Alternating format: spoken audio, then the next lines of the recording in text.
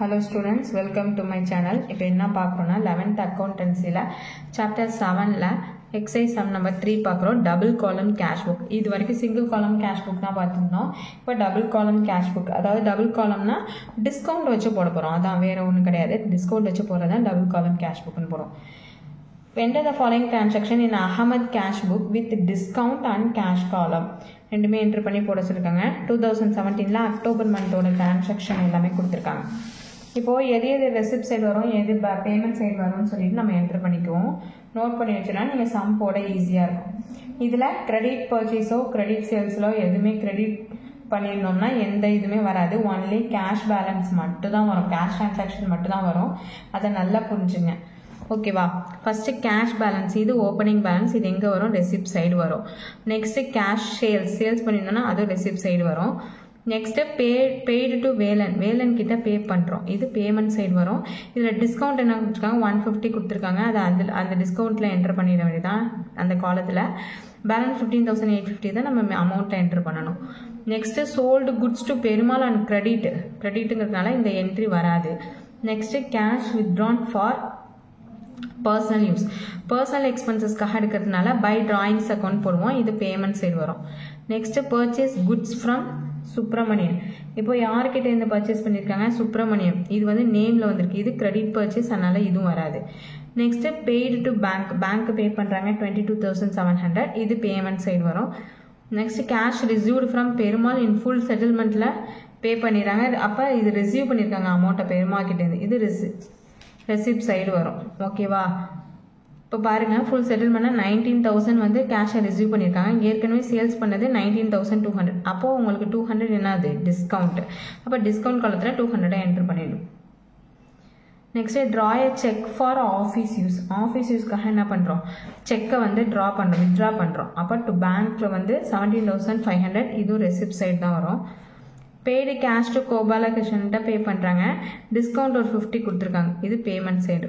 Next paid cash to Subramanian and settle his account, அவரோட account வந்து settle பண்ணுறாங்க, இதுவும் பேமெண்ட் சைடு தான். எவ்வளோ கொடுத்துருக்காங்க? 14,200 கொடுத்துருக்காங்க. ஏற்கனவே 14,300லேருந்து வாங்கியிருக்காங்க, பேலன்ஸ் 100 என்னாகும்? டிஸ்கவுண்ட்டில் என்ட்ரு பண்ணணும். நெக்ஸ்ட்டு கேஷ் பர்ச்சேஸ், அப்போ பர்ச்சேஸ் அக்கௌண்ட் எங்கே வரும்? பேமெண்ட் சைடு வரும். கேஷ் பெய்ட் ஃபார் அட்வர்டைசிங்க்கு பே பண்ணுறதுனால இது பேமெண்ட் சைடு வரும். ஓகே, வாங்க சம் போடலாம்.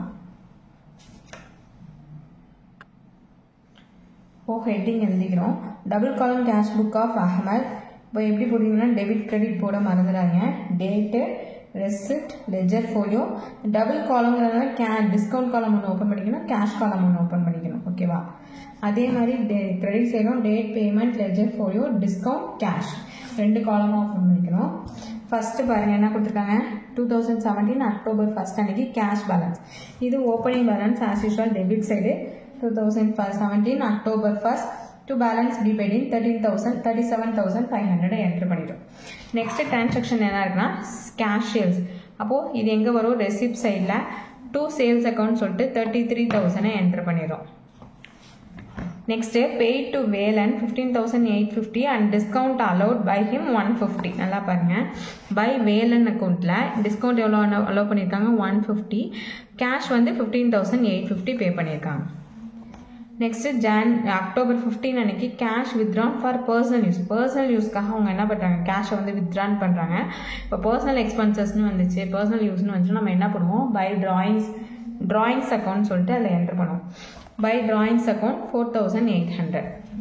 நெக்ஸ்ட்டு 22 அன்னைக்கு பெய்ட் டு பேங்க்கு பே பண்ணுறது 22,700, அதை பை பேங்க் அக்கௌண்ட் சொல்லிட்டு 22,700 என்ட்ரு பண்ணிடும். ஓகேவா? நெக்ஸ்ட்டு கேஷ் 25th அன்னைக்கு பாருங்கள், cash received from Perumal in full settlement அப்படின்னு கொடுத்துருக்காங்க.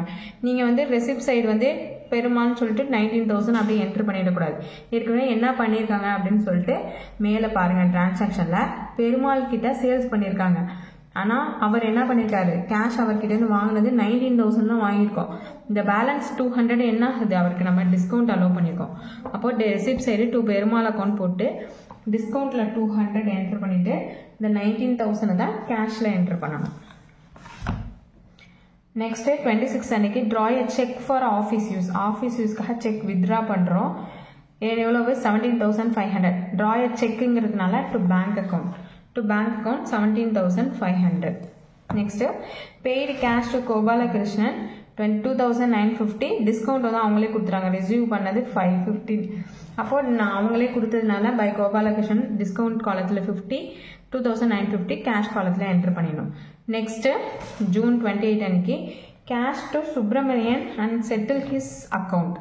இப்போ இவங்க வந்து எதுவுமே சொல்லலை.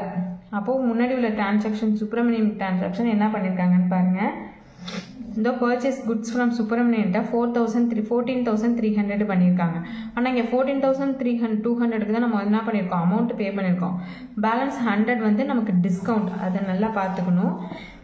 பை சுப்ரமணியன் அக்கௌண்ட்டில் 100 வந்து டிஸ்கவுண்ட்லேயும் 14,200 வந்து அமௌண்ட்லேயும் என்ட்ரு பண்ணிடணும். நெக்ஸ்ட்டு 29th அன்னைக்கு கேஷ் பர்ச்சேஸ் பண்ணியிருக்காங்க. அப்போ பை பர்ச்சேஸ் அக்கௌண்ட் 13,500 அதை என்ட்ரு பண்ணிவிடுவோம். Next paid cash paid for அட்வர்டைஸிங்க்கு 1,500. அதுவும் credit side by advertising account 1,500 entry பண்ணிவிடுவோம். இப்போ எல்லா டிரான்சாக்ஷனும் என்ட்ரு பண்ணியாச்சு. இப்போ இந்த சைடு பாருங்கள், ரெசிப்ட் சைடு அதிகமாக வருது. எல்லாத்தையும் ஆட் பண்ணிங்கன்னா 1,07,000 வருது. இந்த டிஸ்கவுண்ட் காலத்தை வந்து அப்படியே ஆட் பண்ணி போட்டுற வேண்டியதான். டிஸ்கவுண்ட்டில் எவ்வளோ இருக்குது 200க்கு அப்படியே ஆட் பண்ணிடணும். இந்த சைடு எவ்வளோ இருக்கோ அது எல்லாத்தையும் ஆட் பண்ணி அந்த டிஸ்கவுண்ட் காலத்துக்கு நேராக போட்டுருணும். போட்டுட்டு இந்த கேஷ் காலத்தில் வந்து எவ்வளோ லெஸ் கம்மியாகுதுன்னு பாருங்கள். 31,500 வந்து கம்மியாகும். அதை என்ட்ரு பண்ணிங்கன்னா இதை எப்போ போடணும், அந்த மந்தோட லாஸ்ட் டேட்டில் அக்டோபர் போனீங்கன்னா October 30 for October 31 by balance c by டின்னு போட்டு 31,500. இது என்ன பண்ணுவோம், நெக்ஸ்ட் மந்த் அக்டோபருக்கு அப்புறம் November 1 அன்னைக்கு இதை ஓப்பனிங் பேலன்ஸாக போடுவோம். To balance b by d 31,500. ஓகேவா, சம் புரியும்னு நினைக்கிறேன். புரியலன்னா கமெண்ட் செக்ஷனில் கமெண்ட் பண்ணுங்கள். தேங்க்ஸ் ஃபார் வாட்சிங்.